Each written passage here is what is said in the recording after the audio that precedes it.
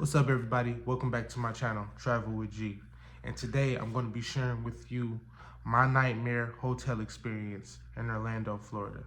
The purpose of this video is for me to just really share this experience with you all in hopes that you don't make the same mistakes that I made.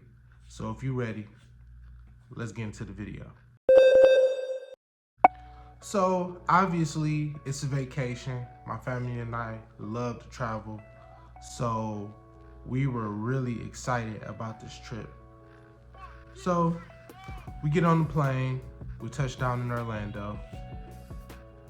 We get to the hotel. The hotel was the Fairfield Marriott on Flamingo's Crossings. So if you knew anything about that area, and I haven't been over there, it's been about maybe 2 or 3 years. At the time that we were over there, the area is still kind of new. It was still being developed and built up and everything like that. So it's a lot of buildings and that are still being built. Businesses, you can tell that they're setting up, but they're not really open. A few hotels around in the area, other hotels around in the area as well. So it wasn't too bad. But at check-in, this is where it starts to go downhill. When it comes time for check-in, we get there, and mind you, our flight we had a late flight in. Our flight we got to Orlando probably like around, I'll say 11 p.m. Almost close to midnight. Get there. We brought cash with us. This particular trip, we had pretty much we planned on paying for the hotel in cash. That was the goal at that point. Get there and find out, number one, they weren't accepting any cash at all. So there was pretty much like, we sat in the lobby and waited for probably about, I don't know, I'll say maybe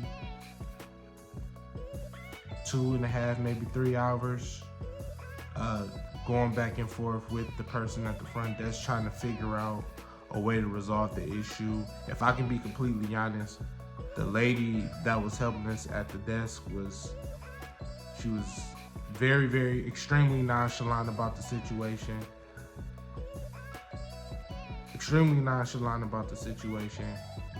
Slightly rude, and she just was had the idea and the mindset to me of just like, just figure it out, I don't know what y'all gonna do, but y'all can't stay here type of vibe. That was the vibe I was getting from her, which was strange to me because it's like, here it is, it's almost midnight.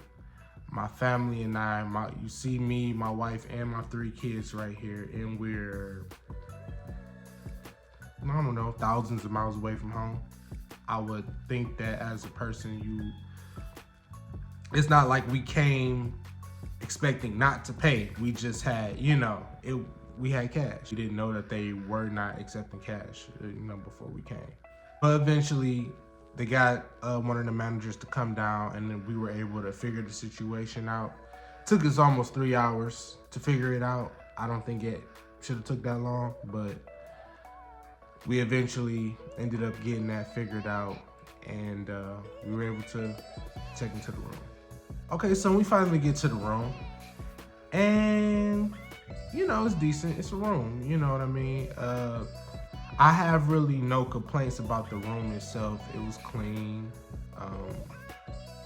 It was a standard hotel room. My only issue about the room, as well as the hotel itself, I'm a resort guy, and that was something my wife and I didn't take into account when booking this trip, was the fact that we enjoy wide open spaces. Like, being in that room, I felt claustrophobic. It was very, very small to me. room, it just felt really claustrophobic and like tight and locked in.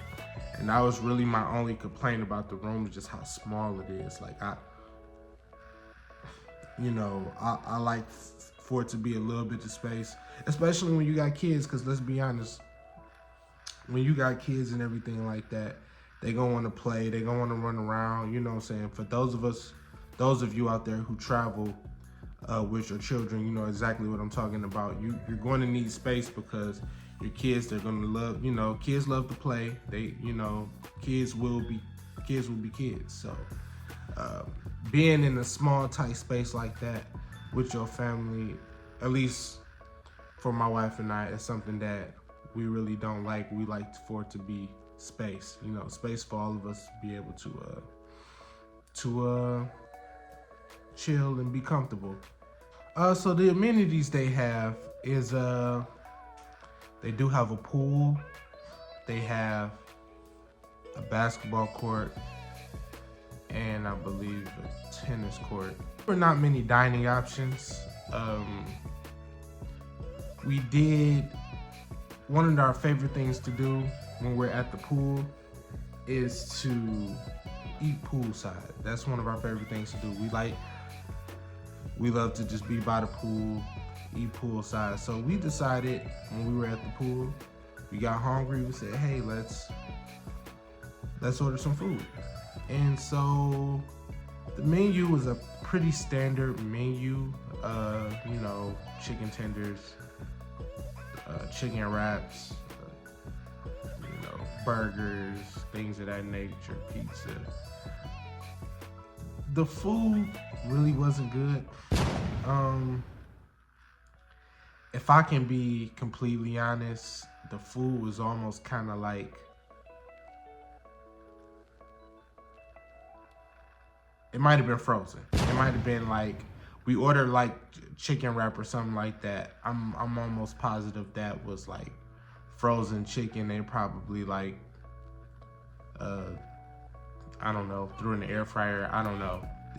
It wasn't freshly made. It wasn't the experience that we are normally used to. When you go on vacation, and especially if you're a foodie, you looking for good food, like fresh food. Like, I don't know what that was they gave us. But it was not good. It just wasn't good at all. My wife and I had like buffalo chicken wraps or something like that. The chicken just didn't taste fresh at all. I think our kids had chicken tenders, and it just tastes frozen. That's the only way I can put it. Like, it just tastes frozen. It wasn't really a good experience. Also, they didn't really they had the poolside food, and then they also had like breakfast. So there was like no restaurants in here or anything like that. The breakfast experience was okay. I would say it was slightly better than the poolside food. Although the thing even about the breakfast was like, I guess when my wife and I booked this vacation, and when we booked this hotel specifically, it was in hopes of saving money. And so when we booked it, we were like, oh, free breakfast. Because that's kind of like one of the perks. It's like, oh, go downstairs and get free continental breakfast or whatever. And we like, yo, we'll save money that way. We stay here, get the free continental breakfast. Boom, that's money that we don't have to spend. Less money we have to spend on food. And I guess everybody that stayed there had the same idea, because each morning we went for breakfast. It was a line. It was extremely packed. Line coming out of the dining area. You're basically shoulder to shoulder getting waffles. You shoulder to shoulder getting your oatmeal and eggs and everything. The food was okay, but the experience just was not. It was a disaster. I'm sorry. It was a disaster. people just crawling over each other to get breakfast. It's, I don't know what they need to do. If the space needs to be bigger, once again, we back to claustrophobia again. Just if you're a person that does not like small enclosed spaces, this may not be the spot for you. I'm just saying. So the overall food in this hotel, I give it a 2 out of 10. And I'm being nice. Nightmare. And so all in all, this was, this experience just was not good by far. Might I add, my only nightmare experience in Marriott was at the Fairfield in Marriott, Flamingos Crossing. To me, I didn't like it. I did not like it at all. It was definitely one of the worst trips we ever had to Orlando, for sure. From the moment we arrived, having to wait 3 hours to check into the room, which really sucked so bad because we hadn't even had dinner yet. We spent so much time trying to get the hotel room situated and working this out with them and the nonchalant employee, trying to get this straight. By the time we got to the room, we couldn't even order any dinner. Like, all the restaurants were closed. It was a mess. It was a mess. From checking in to the bad poolside food, to the bad breakfast experience. Small hotel, very small hotel, very claustrophobic. It was just really not for me. Not for me at all. So you don't make the same mistake I made. Here is what to look for when booking your stay in Orlando, Florida.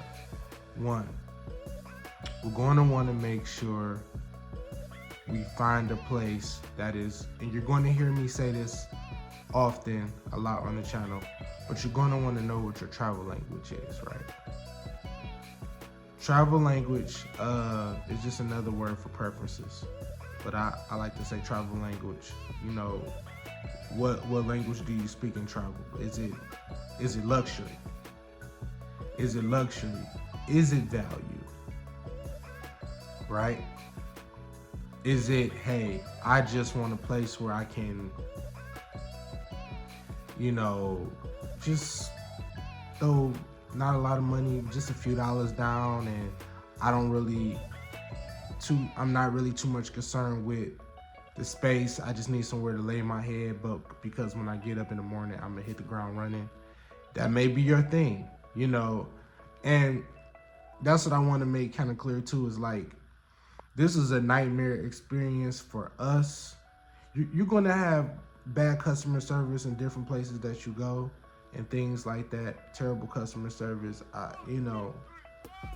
but for us, this experience was bad because it's not the language that we speak. We are more in the realm of like luxury. We like resorts. We like wide open spaces. We like being able to have a pick of at least 2 or 3 pools versus just one small pool.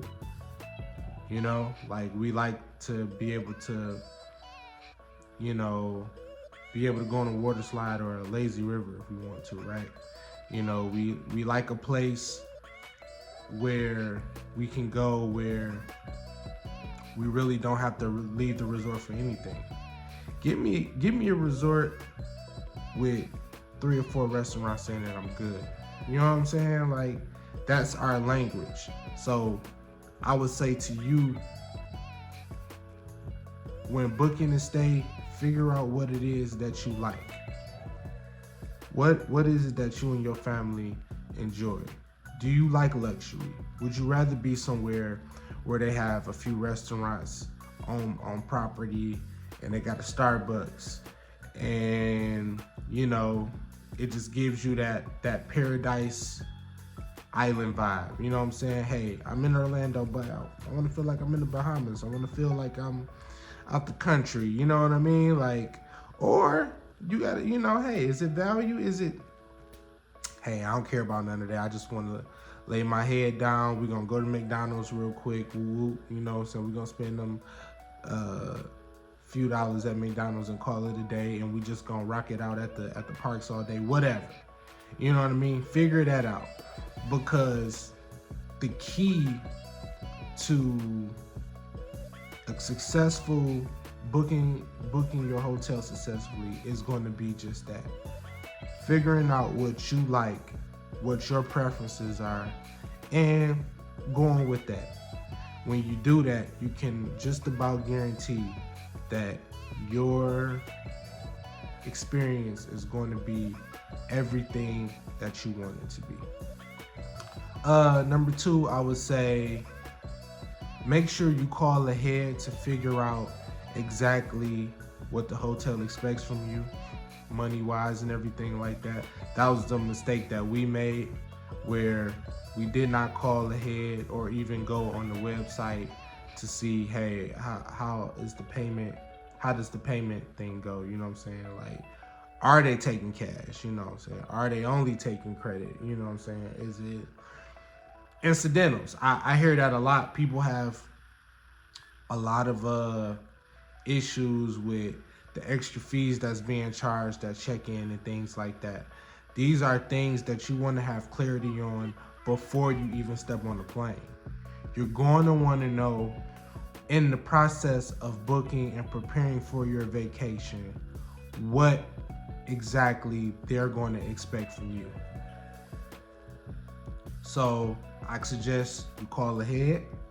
Hey, are you guys taking cash or only credit? Hey, what is the deposit per night or resort fee per night? Are there incidentals? What are they? How much is it? When do I get it back? These are the questions that you're going to want to have answered before you step on the plane. Hear me. Before you step on the plane, right? You're going to want to have these things answered. And when you do that, I promise you, it's nothing like getting to the checkout counter and knowing exactly what you need and need to do, and knowing exactly how everything is going to go, versus going to the checkout counter and hoping and wishing that they're not going to ask you for something that you don't have. And hey, yeah, you also hundreds of thousands of miles away from home, right? I would like to thank y'all for watching and tuning in. Please, I'm interested to know what your experiences have been. If you had any nightmare experiences or even good experiences as well, put them in the comment section. I'm interested to know what type of experiences you have had with different hotels and resorts. I will also ask that you would like and share this video with all your family and friends. Subscribe to the channel and hit that notification bell so you can get notified every time we drop a video on this channel. Once again, thank you for checking out this video, and as I always say, don't forget to stress less and travel more. I'll see you again in the next video. Peace.